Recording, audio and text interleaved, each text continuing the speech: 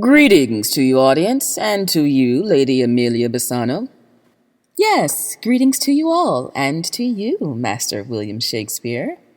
Pray tell, why are we here? To pose a question. Of whom? Of ourselves. Ah, I see. Then please proceed, and I will follow thee. I am grateful, my lady.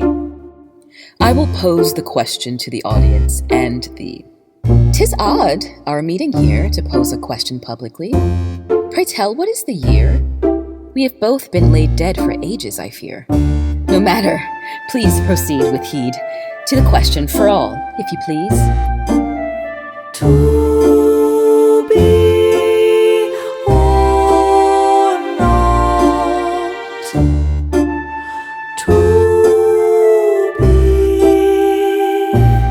To be or not to be. Haven't you used those words before? We all beg, steal, and borrow from ourselves and others. 'Tis those who do it with skill that succeed. To be or not to be me. Whether 'tis nobler in the minds of men, would the words be by me, mine? Would thee by opposing end them? In thy image I roam free, in the cloak of a man, to write of adventure, sex, chivalry. My cousins in my family tree, all theater royalty, creating masks, setting stages, dance and music.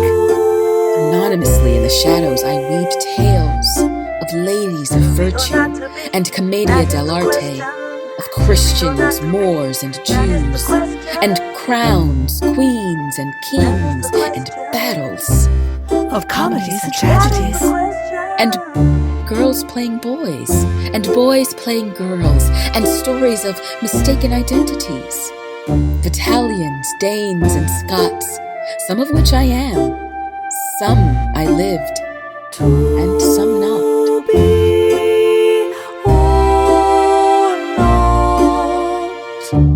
To be or not to be me? That is the question.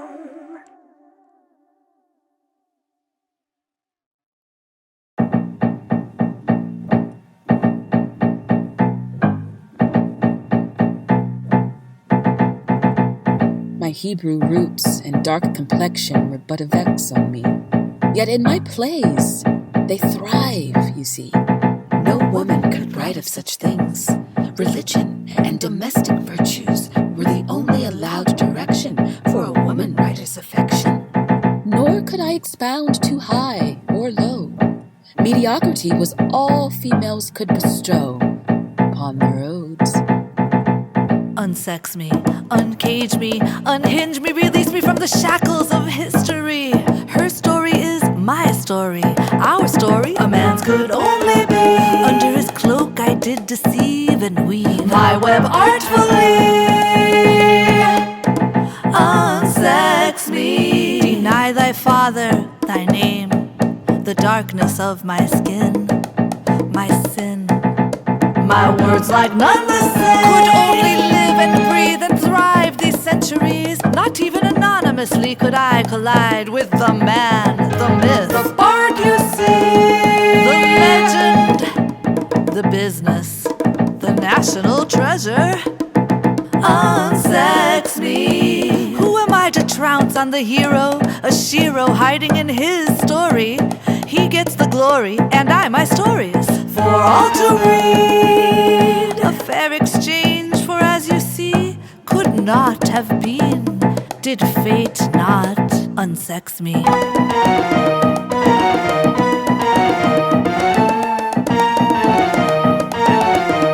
Unsex me. Aye, 'tis a man's world ruled by a queen. Yet for most women, 'tis hard to hope and dream. Yet in 6 years' time, my works were published in my name. The first woman poet published in England I can claim. Yet some readers, historians, and scholars see your words and mine as the same. Anonymity suited me, and 'twas the custom, you see. In the cloak of a man I could be anything, write anything, and speak of women heroes, triumphs, and woes. Quoting paragraphs from treasured books in my Lord Hunson's library chambers to write descriptive and detailed plays.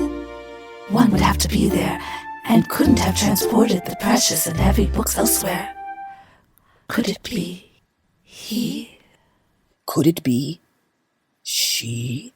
I lived there with my lover, Lord Hunsdon, not thee. He became mine when Lady Bertie abandoned me for her marriage. I was 18, and he 63.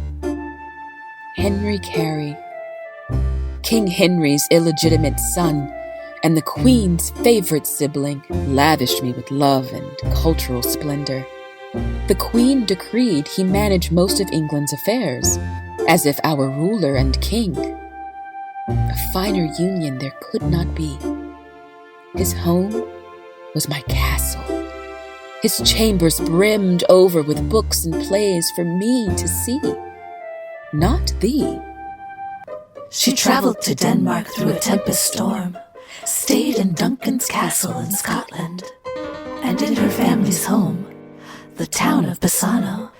In the square you'll find 2 apothecaries, one called Otello, the other the Moor, and the very fresco and image of what Iago described to Othello of Cassio and Desdemona's dastardly deed.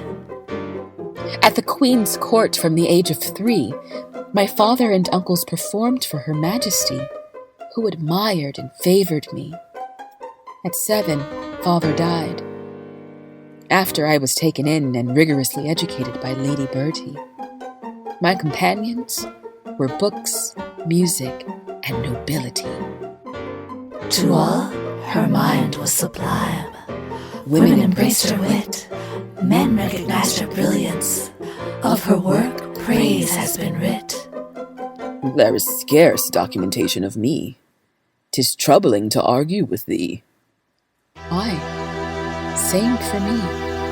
We are all hiding in the fragments of history. A fragment of a statue, eroded, aged with time, can have a whole new meaning, poetic and sublime. It's odd how a part of one thing embodies entirety. My mask shielded me from the tempest storm at sea, and yet they're similarly one and the same, it seems. And I become enraptured with what I cannot see. Through eyes like shattered windows, the world is my kaleidoscope. These fragments that define me, possessed and stored inside, generate from the whole world, unwritten truth existing always. Now don't misunderstand me. In life and death, there's pain. But if we stand the struggle, in the end we'll find we gain truth and understanding of most of what we see.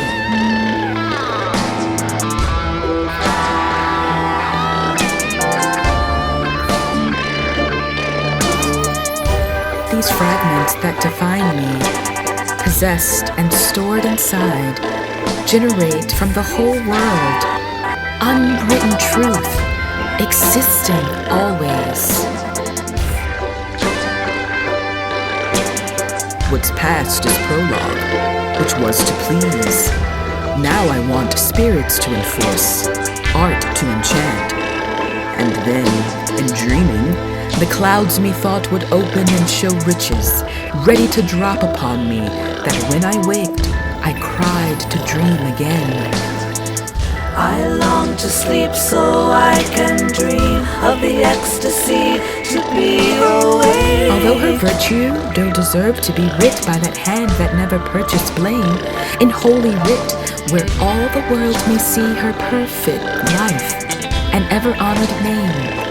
Yet was she not to be compared to thee, whose many virtues do increase thy fame. Spirits affect where they do sympathize.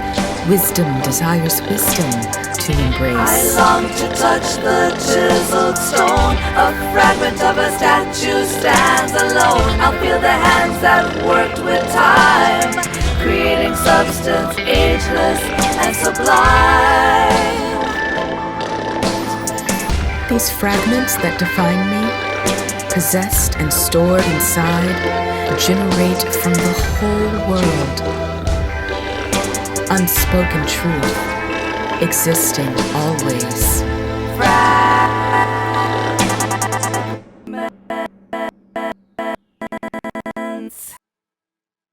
Surrounded by strong women who believed in me, translating Ovid, Hebrew, and Italian in childhood. Knowledge and discovery set me free. And what of thee?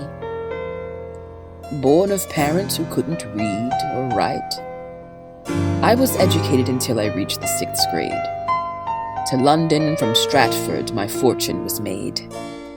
An ensemble actor employed by our Lord who hired the royal players. I saw you at the court. Not one beauty or thinker rivaled thee. My daughters were charming yet illiterate. At least they were legitimate. A modest life in death I did lead. Fame came after, then my mythic legacy. After my death, there were those who tampered with papers and truths, Producing evidence of you. to be or not to be me. That is the question. My dark lady, a mulatto hidden Jew. My light white gentleman, was it you? History wonders, were we lovers? Could be. Many fancied me. Yes, but did you me?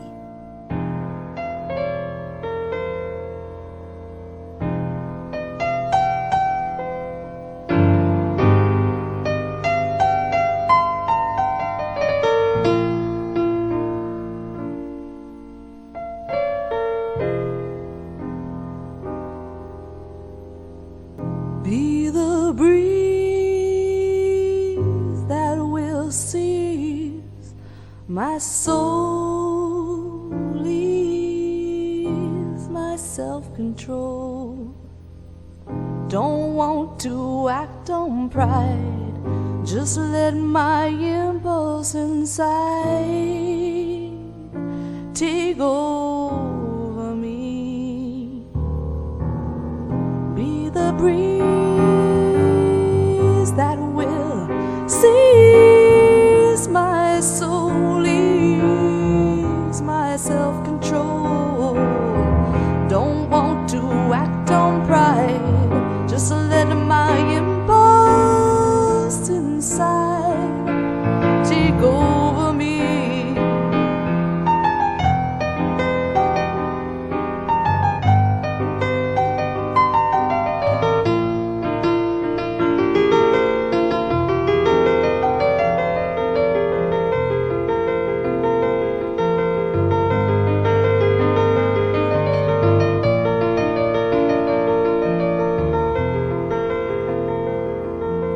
If you want to go to the only place I know where there's no one in control, no confusion, separate your soul from your body and we'll go to the only world I know. It's illusion. My mistress' eyes are nothing like the sun. Coral is far more red than her lips red. If snow be white, why then her breasts are done. Through devotion, swim the sea of me.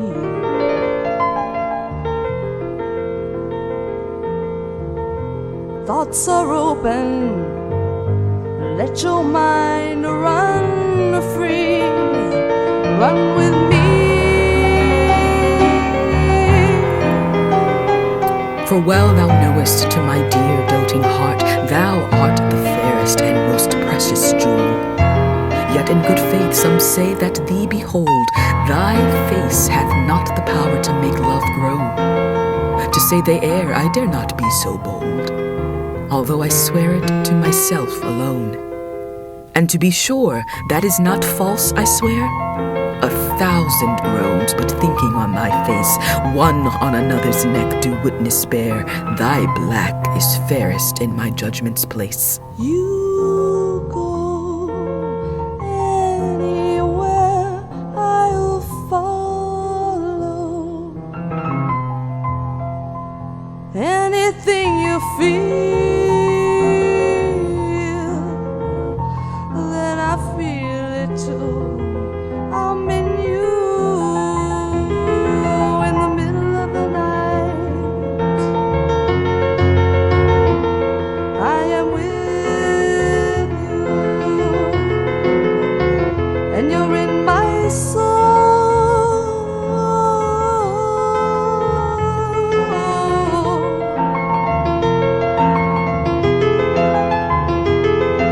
You're in my soul.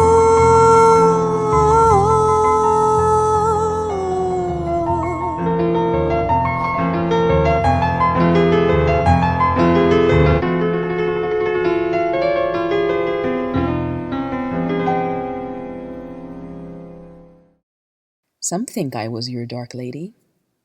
Could be. Not your dark whore? Embrace me now and evermore, in this moment suspended in time. Ah, sublime. Alas, methinks I might appear ungrateful to desire this. My lady, will you grant me a kiss? Why, what's in a kiss? Let us ask and find out. Ask the kiss? I had not thought of such.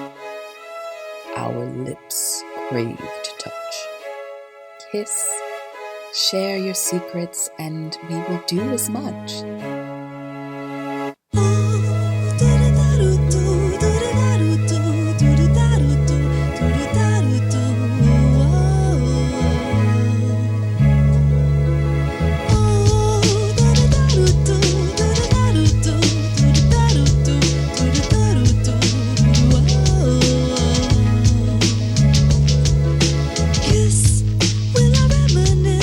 Stolen bliss, will you pull me in like a gentle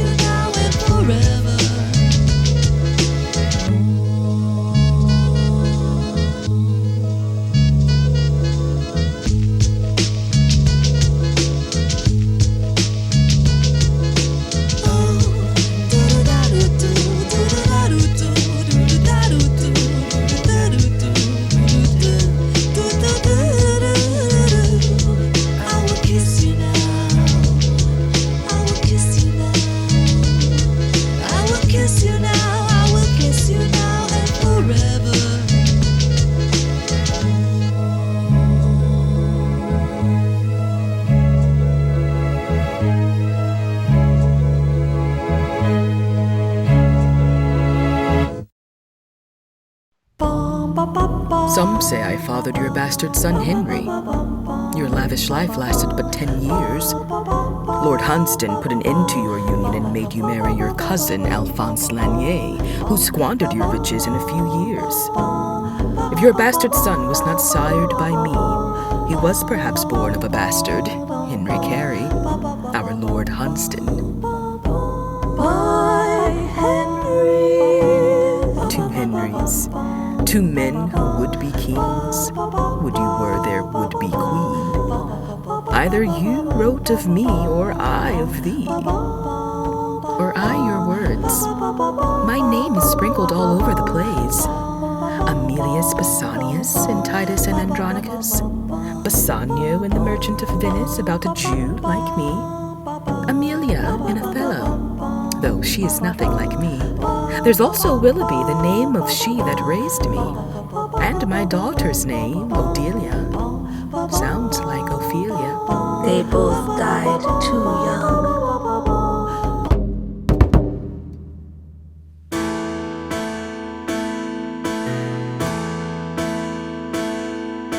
Seeking out the willows while passing by. Oh yes, I'm seeking out the willows while passing by. Sister was the falcon that passed me by.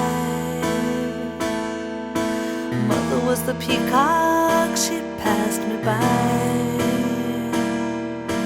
Daughter was the swan, she died too young.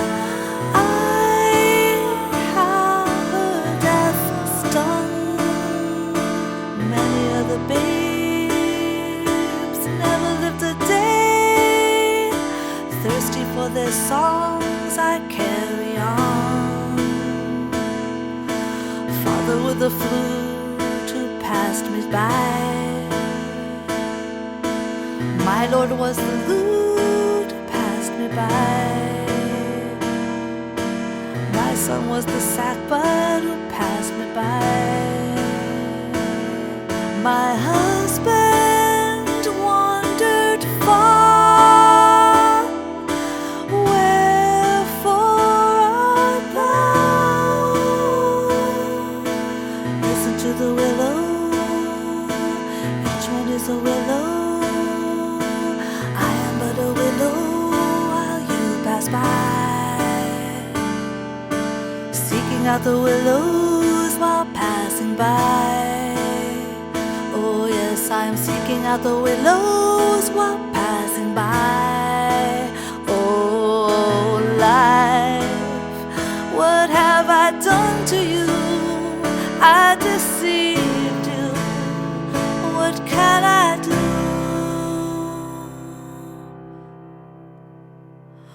That's why I'm seeking out the willows,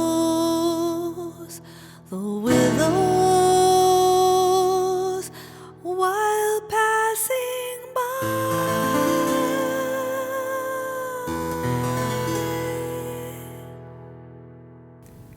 Ah, then all the Henrys, both our king, my lord and son's name. Many others were suspected of being me. Aye, I knew them all. Marlowe, the Earl of Oxford, my neighbor and friend. Ben Jonson, who shared my mother's name. Lady Pembroke, a master and colleague. Now history looks to consider me. To be or not to be. Thee? Why not me? That is the question. Slowly walk by, you see me, I smile, and then I hide my eyes from you. Notice me still, you don't fix your gaze to match mine, yet I desire you.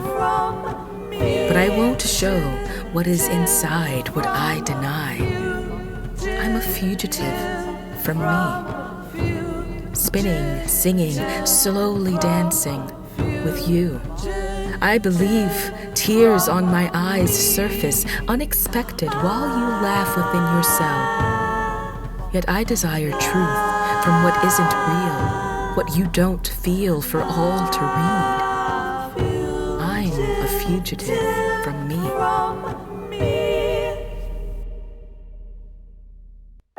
I too am a fugitive from me. Aren't we all? 'Tis necessary to escape oneself to be free. Yes, but being a man affords a certain liberty. Many places only men can go. But Cookham no man can know. That sacred ground where only women meet to share. Our words, creations, our revelations, Our secrets, hopes, and dreams. our proto-feminist manifestos. Proto what? It must be a new word.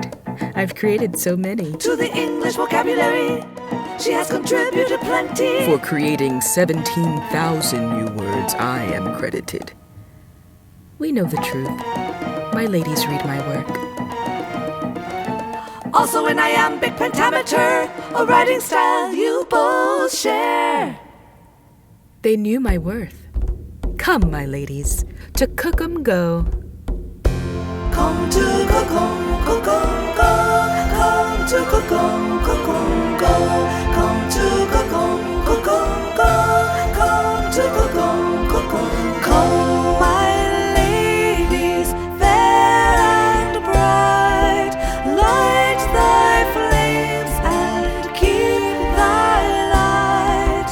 Share your stories for our ears, that they may live on for years. In thy names, light thy flames. Where we gather, females gay, not a word you cannot say. For if ever were a place filled with joy on every face, it be Cookham evermore. Come to Cookham, Cookham, go. Come to Cookham, Cookham, go. Come to Cookham, Cookham, go. Come to Cookham, Cookham, go. Farewell, sweet Cookham, where I first obtained grace from that grace where perfect grace remained. The little birds in chirping notes did sing, to entertain both you and that sweet spring. And Philomena with her sundry lays, both you and that delightful place did praise.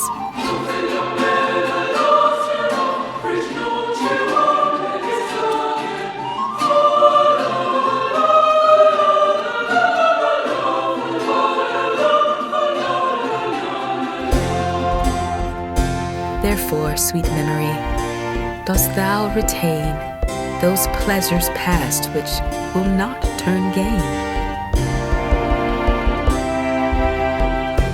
Come to Cookham, Cookham, go. Come to Cookham, Cookham, go. Come to Cookham, Cookham, go. Come to Cookham, Cookham, go.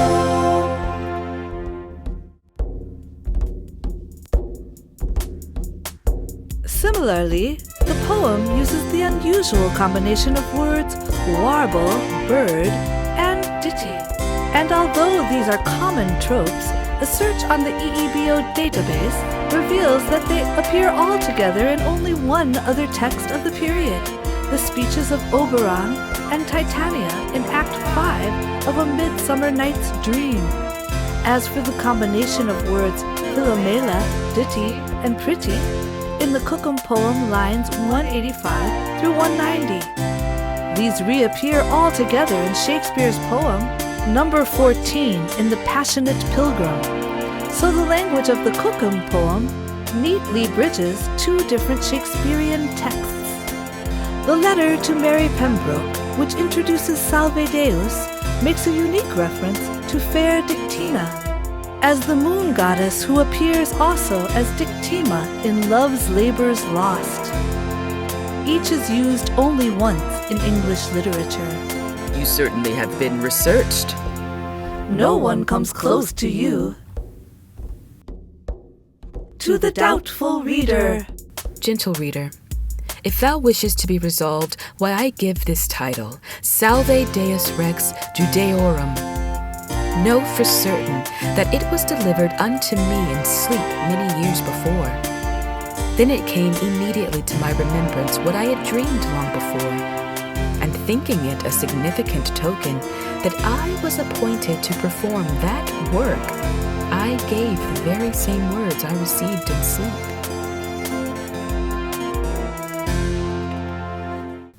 The hour approaches to bid you adieu. Was it me or you? Or us? We will not answer, you see. Nor need we. History has shrouded us in mystery. 'Tis better to read on, live on, create, make your own works live on. It matters not who penned the phrase. Alas, it does matter who, if that who is you. As long as it sees more days, and the composer's music plays. On and on. Surrounded by black death, somehow we created. Survived, lived, loved. And lost too many. My sisters and my beloved young brother Edmund. An actor like you. And alas, my son Hamnet, how his death stung. Aye, yet the plays thrived through plagues and fires. Our beloved theaters rose from the ashes. Our theaters were closed for 60 months during 9 years. If the plague didn't kill us, there was always drink and poverty. Aye, let's drink to that. I have known fame long after death, fortune not. Ah, fame, what a lowly pursuit. Fortune, too. Yet no one wishes to die poor or young. Aye, 'tis true, sadly for you. I lived long and strong, alas, I not. Oh yes, how did you die? 'Twere from drinking in excess with Ben Jonson, no? Would that my reply was no. My drinking habit became my foe. I died young, full of woe. Aye, legend has it Lord Hunsdon found you in the gutter, full of drink, and saved you from the brink. That he did, and welcomed me as a royal player, and gave me a life I'd never known. Then there were the Mountjoys, your landlords and pimps, and theater thugs, brawls and lawsuits, acquisitions, Catholic tenants, and rent, money owed and spent. Of that documentation is secure. I kept good records of that, never shied away from a legal spat. Ben was a killer, a convict, a liar, a lover, a thriller. And a friend. He was with me when we drank hard in the tavern until my end. You died on the same date of your birth. That is the stuff myths are made of. Aye, Ben saw to that. His words writ about me in the first folio make me sound like his Juliet and he my Romeo. Yet he cast doubt of authorship, alluding to a possible matron and a whore. Why did he feel the need to defend the identity of he or she who penned what most decreed to be the most important canon in Western literature? Of this we can be sure. And what of his reference to a swan? I wrote often of swans. Aye, how the work lives on, taking on new meaning and dimensions. And interpretations. We've left many clues. And with that, audience, we bid you adieu. I take my leave of you, Will. 'Twas good to see and be with you. Like a star shooting through my sky in the black of night, you are its brightest light. Thank you for thy gifts and radiance bestowed on we, for shining a light on you and me. Until we meet again, fare thee well, fair Amelia. Let the last words be mine. To thine own self be true. With this, I bid you all adieu.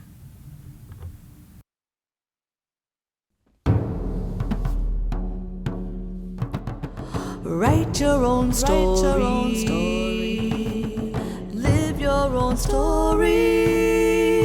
Through the pain, through the the glory, it's yours to tell. There's plenty of story. You can be your own hero and rescue yourself, be the legend, the myth, the lover, the mother, sex symbol, activist, writer. You might go down in history or slip through the cracks in time. Does it matter? You are sublime. So live your own, tell your own story.